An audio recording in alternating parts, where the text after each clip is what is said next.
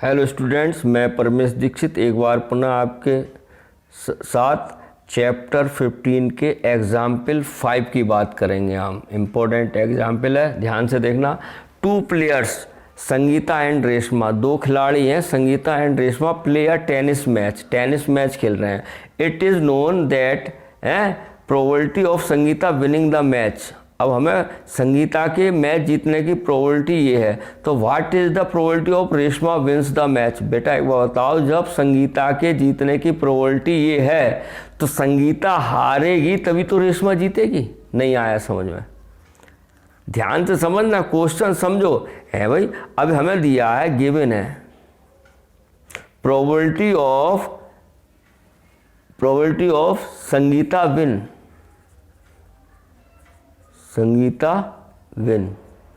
कितनी है बेटा? 0.62। क्लियर है? यही तो दिया। देखो तो क्या कह रहा, what is the probability of Reshma wins the match respectively. हमें वो प्रोबेबिलिटी याद करनी है, रेशमा विंस। जब रेशमा तभी तो जीतेगी जब संगीता हारेगी। तो संगीता के जीतने की प्रोबेबिलिटी ये है, तो हारने की क्या हो जाएगी? 1 में से घटा दोगे। क्लियर आई बात समझ में? क्लियर है? क्योंकि ये हो क्या, इवेंट दोनों क्या हो गए, संगीता और रेशमा के जीतने की कॉम्प्लीमेंट्री हो गई है। एक बार बताओ, संगीता के जीतने की प्रायिकता ये है, प्रायिकता बोलते हैं प्रोबेबिलिटी को, तो प्रोबेबिलिटी ऑफ संगीता विन है 0.62। तो हम इसको हराएंगे, लॉस होगी। जब संगीता लॉस करेगी मैच को तभी तो रेशमा जीतेगी। बात आ रही है समझ में? यानी तो प्रोबेबिलिटी ऑफ रेशमा विंस क्या हो जाएगी? 1 में से ही घटा दो, 1 माइनस 0.62। क्लियर आ रही है बात?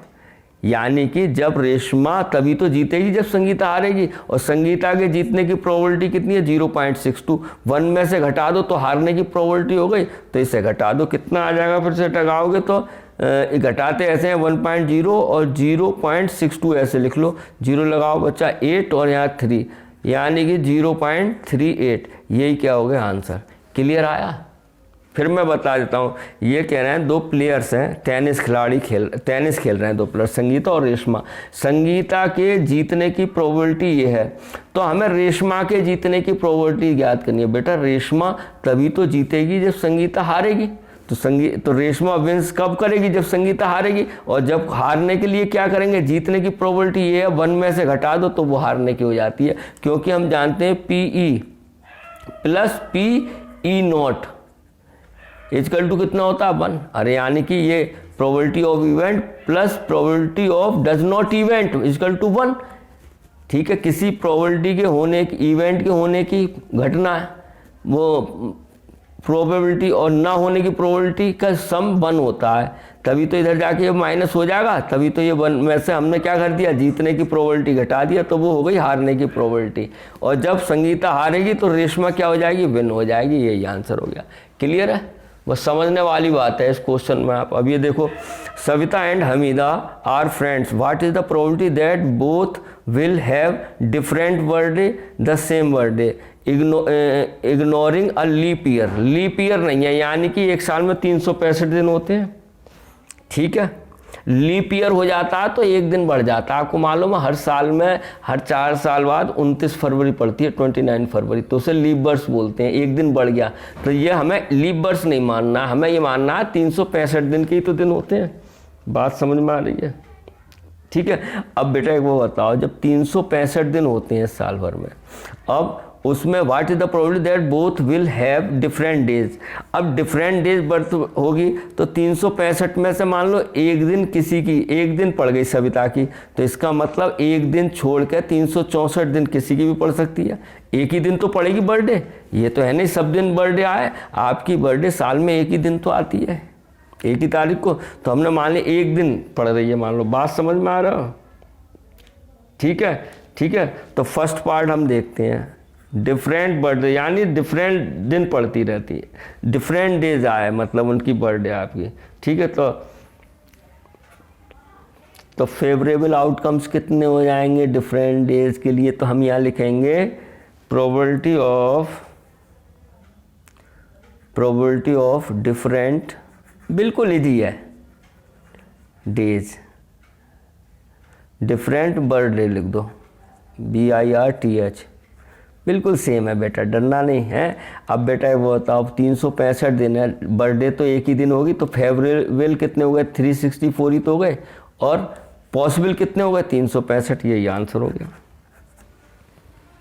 अरे नंबर ऑफ फेवरेबल आउटकम्स हमारे 364 हो गए। बताओ साल में कितने दिन होते हैं, 365, तो भैया एक ही दिन तो पड़ सकती है एक बच्चे की बर्थडे, क्या 2 दिन पड़ेगी साल में, एक दिन, तो इसका मतलब 365 में एक दिन घटाए तो 364 पर 365 पड़ गया, तो यही हो गई आपकी बात। आ गया समझ में? ठीक है। अब सेकंड पार्ट क्या पूछा है इसने, probability of same birthday. Same birthday मतलब सेम दिन हो, यही तो मतलब हुआ, सेम दिन हो। सेम दिन का क्या, अब सेम दिन क्या एक दिन में ही हो सकती है, तो अब ये डिफरेंट दिन होने की प्रॉपर्टी ये है, अगर मैं इससे 1 में से सब्ट्रैक्ट कर दूं, सेम डेज की प्रॉपर्टी नहीं हो जाएगी। अरे अगर प्रोबेबिलिटी हमें निकालनी है सेम डेज डिफरेंट डेज की, तो ये से 1 में सब्ट्रैक्ट कर दो तो सेम डे की प्रोबेबिलिटी हो जाएगी। तो एलसीएम ले लो, 365 में से 364 गए, 365 ये तो जानते ही होंगे, 364/365, तो हमारे हो गया 1/365। यही क्या हो गया आंसर। ये फीलिंग करने वाले क्वेश्चन है, इसमें कुछ नहीं है, इसमें कोई सोचो आप फिर समझो। डिफरेंट डेज है, 365 दिन होते हैं भैया, है। एक दिन मान लो इसकी हो गई हमीदा की या सविता की, तो एक ही दिन तो घटेगा, तो 364 तो बचे, 364 बटे 365 हो गई, तो डिफरेंट डेज आ गए। और सेम डेज कितनी हो जाएगी, 1/365, यही हमारा आंसर हो गया। आई होप आपको समझ में आया होगा, ठीक है ना। अब देखो एक क्वेश्चन और बताता हूँ मैं आपको इसी के बाद, ये रहा क्वेश्चन नंबर 7, एग्जाम्पल 7। ये क्या कह रहा है बेटा, देखो there are 40 students in a class. बस क्वेश्चन पढ़ना, स्टेटमेंट देखकर डर जाते हैं बच्चे कि 6 लाइन का है, बस इसे समझो, आपका काम है, बहुत तेजी है। समझ में आ गया क्वेश्चन, बहुत तेजी है, ये कुछ नहीं है इसमें, ठीक है। क्या कह रहा है, there are 40 students in class 10, यानी कि टोटल स्टूडेंट्स हमारे कितने, 40, तो ये नंबर ऑफ पॉसिबल आउटकम्स यही तो बनेंगे, हैं। तो नंबर ऑफ पॉसिबल आउटकम्स, इसी में चयन कर रहा होगा, जो भी होगा, 40 हो गया, नहीं हो गया, ऑफ ए स्कूल ऑफ हुम, जिसमें 25 आर गर्ल्स हैं। नंबर ऑफ गर्ल्स कितना है, 25, ध्यान से देखना है। तो नंबर ऑफ गर्ल्स कितना है, 25, एंड 15 आर बॉयज, और नंबर ऑफ बॉयज कितने हैं बेटा, नंबर ऑफ बॉयज कितने हैं, 15, ठीक है। अब आगे पढ़ो, the class teacher has to select 1 student as a class representative.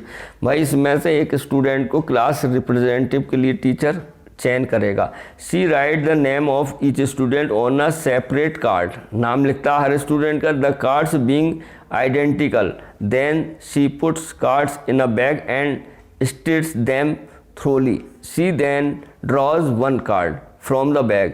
वो सब एक बैग में सबके नाम लिख लेता है, कितने 40 हैं, सबके लड़की लड़कों के सबके नाम लिख लिए और उसने एक बैग में डाल दिए, ठीक है। व्हाट इज द प्रोबेबिलिटी, और उसमें से वो सेलेक्ट कर रहा है, what is the probability that the name written on the card is in the name a girl. तो probability of a girl, name of girl, बात सुनना, नेम ऑफ गर्ल बेटा कितना सिंपल है। तो number of favourable outcomes, formula यही तो है, number of favourable outcomes upon total number of possible outcomes. तो नंबर ऑफ फेवरेबल, अब लड़कियां कितनी है, 25 ही तो हैं, तो 25/40 यही हो गया आंसर। काट लो, 5 25, 5 8 40, लो भाई 5/8 हो गया। क्लियर आया, समझ में नहीं आया है। अब दूसरा पूछा है, a boy probability of a boy, name of boy. अब इसकी प्रोबेबिलिटी क्या होगी कि वो लड़के का ही नाम होगा, नेम ऑफ बॉयज। अरे बहुत सरल है। नंबर ऑफ फेवरेबल आउटकम्स, लड़के कितने हैं, 15, और टोटल पॉसिबिलिटीज़ कितनी है 40, तो काट लो फिर 5 से, 3/8, ये आंसर हो गया। बोलो भाई, यानी कि लड़की से गर्ल्स सेलेक्ट होने की प्रोबेबिलिटी कितनी है 5/8, 5/8, और बॉयज़ के सेलेक्ट होने की प्रोबेबिलिटी है 3/8, यही आपका आंसर हो गया। आई होप आपको समझ में आया होगा। प्यारे बच्चों, बड़े ध्यान से समझिए, क्वेश्चन बड़े ध्यान से देखिए क्या कह रहा है। एक क्लास में 40 बॉयज़ और गर्ल्स मिलाकर हैं, जिसमें 25 बॉयज़ हैं और वो 25 लड़कियां हैं, गर्ल्स हैं, और 15 बॉयज़ हैं। ठीक है, एक इन सबके नाम लिखे, और एक क्लास में होते नहीं रिप्रेजेंटेटिव बनाने के लिए, कि मॉनिटर समझ लो बना के लिए, सबके नाम लिखे और बैग में डाल दिए। तो हमें उसने निकाला होगा, तो उसकी प्रोबेबिलिटी क्या है कि लड़का ही सेलेक्ट होगा। तो लड़के कितने हैं 15/8 हो गया, और इसकी प्रोबेबिलिटी क्या है कि गर्ल्स सेलेक्ट होगी, तो 25/40 आपके सामने रखा है, ये आंसर आ गया। आई होप आपको समझ में आया होगा। ठीक है, इसी के साथ फिर मिलते हैं। मेहनत से पढ़िए, प्रभु का नाम लीजिए, मेहनत कभी भी व्यर्थ नहीं जाती है। याद रखना, मेहनत कभी भी व्यर्थ नहीं जाती है, कहीं ना कहीं आपके काम ही आएगी। तो प्यारे बच्चों, इसी सोच के साथ फिर मिलेंगे। पढ़ाई करिए, अपना धर्म से चलिए, अपने माता पिता का कहना मानिए। Have a nice day.